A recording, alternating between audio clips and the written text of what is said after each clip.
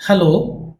Today we are going to discuss an interesting hot topic everywhere in the newspaper, in the news, mucormycosis in COVID-19. It's an update. So a lot of myths and misconceptions are there. I hope this presentation will throw light on this.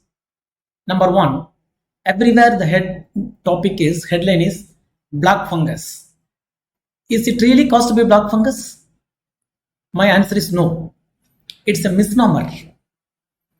Basically, it is a hyaline hyphae, mucormycosis. Belongs to previous family called zygomycetes. Now it's mucorales.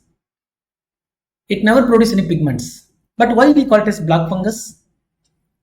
It produces ischemia, thrombosis, necrosis, blackish discoloration of the tissue. So we call it as black fungus disease, but it's not a correct terminology. Number two, is there any man-to-man transmission? My answer is no. No man-to-man transmission. Then how it transmitted? Inhalation of the spores, mainly by inhalation of the spores from the environment, or local inoculation of the spores in the aberrated skin or any skin lesions, but mainly inhalation. Next is, will it affect all the COVID-19 patients? My answer is no. It will affect COVID-19 patients who's having underlying conditions. Some people have some underlying conditions which predisposes the disease. Not all the COVID-19, so don't get fear. Fourth is, yes, every newspaper is projecting 100% fatal disease. My answer is no, it is not 100% fatal. If it is not properly diagnosed, it's not intervened or treated in time, it may be fatal. Otherwise, it's not a fatal disease. Disease is present more than 100 years. Next is no effective treatment. My answer is no. We have specific antifungal treatment like amphotericin. We are going to see in the presentation. To treat 100%, the beautiful treatments are available. Effective drug is available. Antifungals available. So with this, we are going to see the basic pathogenesis and clinical picture and lab diagnosis of the disease. Just 5 to 7 minutes. See the small video. The fungal spore, mainly by inhalation, it enters and it forms necrosis in the sinuses mainly. Very common type is rhinocerebral zygomycosis.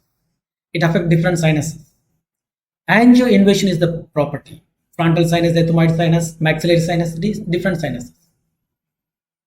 And the main property is angioinvasion. It intrudes into the blood vessels, which leads to thrombosis, ischemia, lack of blood supply, which leads to blackish discoloration. So we call it as black fungal disease. That's the basic pathogenesis. So very simple, inhalation and affect the sinuses, angioinvasion, which leads to the other clinical manifestations. And see the immunology, T helper cell 0 is the basic king of immune system, CD4 cell. With the help of interleukin 12, it becomes TH1.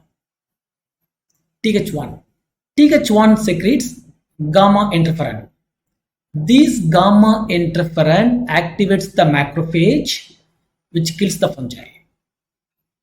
Fungal phagocytosis, which is activated. Where there is a immune suppression, there won't be enough production of interferon gamma. There will be defect in phagocytosis. Maybe the fungus can survive. Another very, very important mechanism, the same T helper cell 0, it become T helper cell 17 with the help of a interleukin called interleukin 6. In COVID pathogenesis, everybody knows about the interleukin 6. It may cause cytokine storm. It has double action. It is pro-inflammatory as well as anti-inflammatory. So because of our immune suppression treatment, steroids and many other things, if there is TH17, what is the function of TH17? It produces interleukin 17.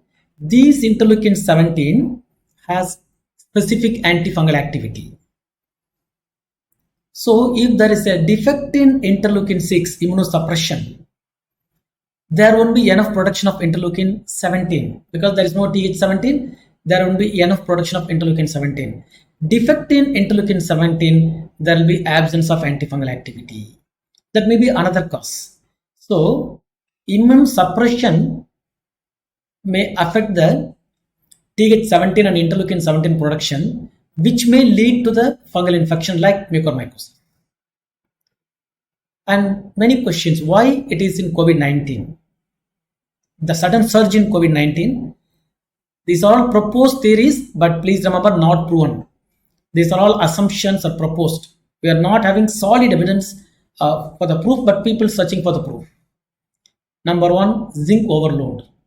We are giving a lot of zinc tablets.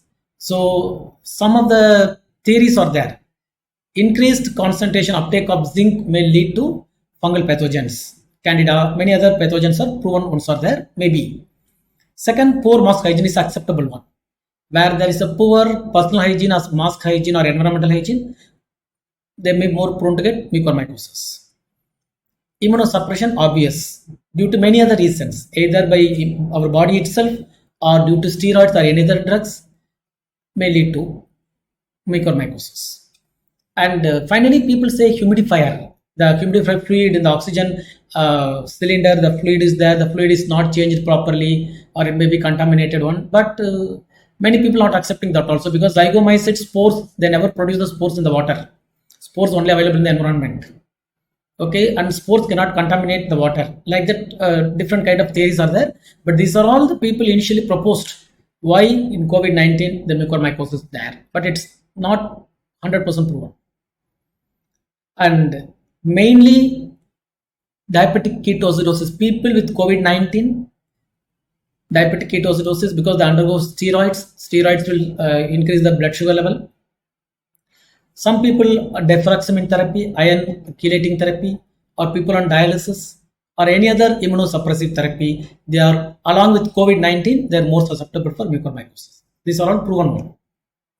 Next is, it may affect head to foot, multi-system, very common rhinocerebral zygomycosis. It affects brain and the sinuses. Pulmonary, affect the lungs. Gastrointestinal and cutaneous mucormycosis, and disseminated. So that means it may affect all the systems, but very common is rhinocerebral zygomycosis. What is the clinical picture? Yes, in case of rhinocerebral, you can get redness, swelling, double vision, or sometimes loss of vision, and black discoloration of the area around the nose, crusts, nasal block. And please remember, if anybody is having nasal block, maybe due to any other cause, don't immediately think I am having mucormycosis. Consult your doctor, they will decide, they will suspect. Many people, after reading the WhatsApp or news, immediately, I am having nasal discharge, I am having small crust, so I am having mucormycosis. Don't be panic. And mainly facial, can get headache, one side headache, swelling or numbness, toothache, many other features are there. Whenever these features are there, these are the warning signs. You need to consult a physician. They will decide what test and what to do for your thing. They will consider whether it's really mucormycosis or some other conditions, because we need to check with other predisposing conditions also. And laboratory diagnosis is the main backbone of the management of the disease. First, we need to diagnose. Specimen selection. Number one, based on the site. Which site affected? Based on that, either orbit or nasal mucosa or palate, sinus or lung, depending upon the site, even intestine. After selecting the site, what type of specimen? Mainly biopsy is the ideal. Scrapings or any debridement by either endoscopy or surgery, and bronchoalveolar lavage if possible. So first choose the site and second choose the specimen. Next is specimen collection. Always follow the standard operative guidelines how to collect the specimen. Follow aseptic precautions. Use sterile containers, and tissues are the best. Always put it in the saline. Don't put in formalin because you won't get culture positive. And this is aseptate hyphae. Don't grind or don't mince the specimens. If you mince the specimen, the yield will be very less. So do not cut into mince into pieces, or no grinding of the tissue. And it should be reached the laboratory at the earliest within 1 or 2 hours is very ideal. And in laboratory, what we are going to do? First, we are going to do preliminary 10% KOH wet mount. We are going to see the fungal elements, aseptate hyphae or 90-degree branching. That give preliminary thing immediately. We can within a half an hour to 1 hour we can give the report. Even you can do bedside also. Next is fungal culture. It may take 48 hours. And based on the fungal culture, we'll identify with a technique called LPCB, lactophenol cotton blue mount. We'll identify. So confirmed result we can get after 48 hours. Next is histopathological examination. That was a very good tool. And RT-PCR many places we are not doing. Multi-doc, many other techniques are there for completion sake, but we are not routinely using RT-PCR for diagnosing mucormycosis. And this is the algorithm. See, first is host factor. That is very, very important. Second, clinical finding. Based on that, you can take the specimen. In the specimen, if you're able to see non-septate hyphae, that is diagnostic. Then go for culture in case of culture positive, or any other culture negative, any other methods like molecular methods, any other method. If it shows positive, then diagnose zygomycosis, go for treatment. Suppose in the KOH mount, they are not able to see any hyphae. Put it in the culture. If culture positive, it may be zygomycosis. No hyphae, culture negative, it is not a zygomycotic case or it's not a mucormycosis. Repeat specimen needed. Please remember, don't diagnose with one specimen. Usually, repeat specimen is ideal. If everything is positive, one specimen okay. Suppose negative, you need to reconfirm with repeat specimen. And it should be managed by multidisciplinary team, which includes a physician, ENT, ophthalmologist, neurophysician, neurosurgeon, microbiologist, pathologist, even dentist. This is the list. Microbiologist, internal assistant, intensivist, neurologist, ophthalmologist, dentist, surgeon, biochemist. It's a multidisciplinary approach. Every hospital should have a team to manage mucormycosis. It should be a multidisciplinary team. And management, there are two types. One is medical management, another one is surgical. Surgical debridement followed by antifungal agents. Commonly used antifungal agents are liposomal preparation of amphotericin B, posaconazole, and isavuconazole, those kind of drugs. And prevention, personal hygiene is important, and avoid steroid and other immunosuppressive therapy unnecessarily or used rationally. And good glycemic control is the main tool to prevent the mucormycosis. Hope you people enjoy this presentation. Any doubt or any further queries, my mail ID and my mobile number is here. Follow that. Thanks for watching.